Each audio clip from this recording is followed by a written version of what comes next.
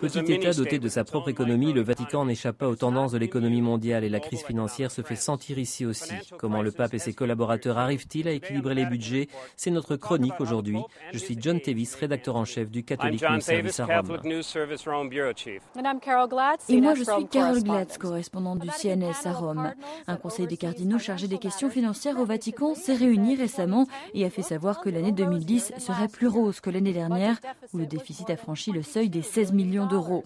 Mais les cardinaux ont cependant souligné que le Vatican aura besoin de plus de dons de la part des fidèles pour financer les activités de cette année.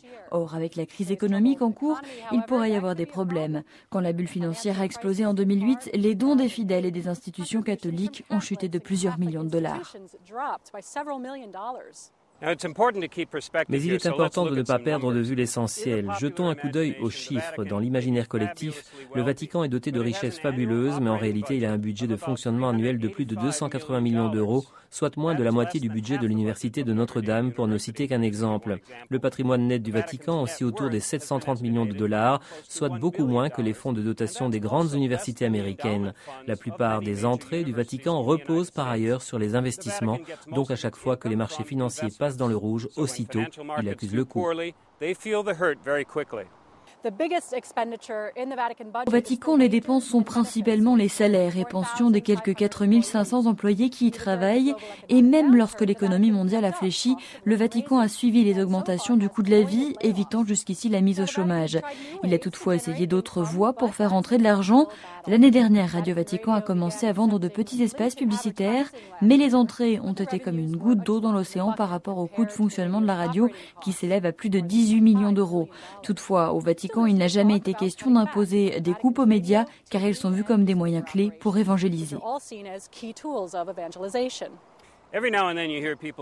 De temps en temps, on entend dire « mais si le Vatican est au vert, pourquoi ne vend-il pas une de ses sculptures qui vaut des millions d'euros ?» C'est vrai que le Vatican abrite un immense patrimoine artistique et architectural, mais personne ici ne pense qu'il soit sage, voire même possible, de tout vendre un peu à la fois. Un expert a dit un jour « je peux faire plus avec $1 que le pape ne peut faire avec la Pietà de Michel-Ange », en ce sens que la Pietà est impossible à placer sur le marché, et même si cela était possible, on peut imaginer le bruit que cela ferait si elle finissait entre les mains d'un collectionneur privé.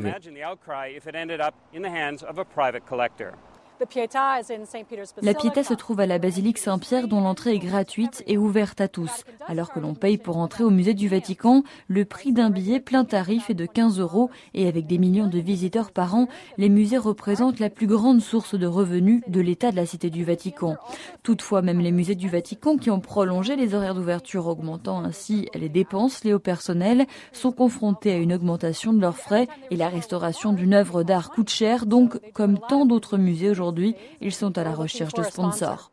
Et alors que la colonnade du Bernin, place Saint-Pierre, est remise à neuf et que l'on est toujours à la recherche de nouveaux bailleurs de fonds, on a pensé utiliser des échafaudages pour exposer de gigantesques panneaux publicitaires qui ont aidé à payer la restauration. Le pape peut les voir de la fenêtre de sa chambre et il est au courant des problèmes financiers du Vatican.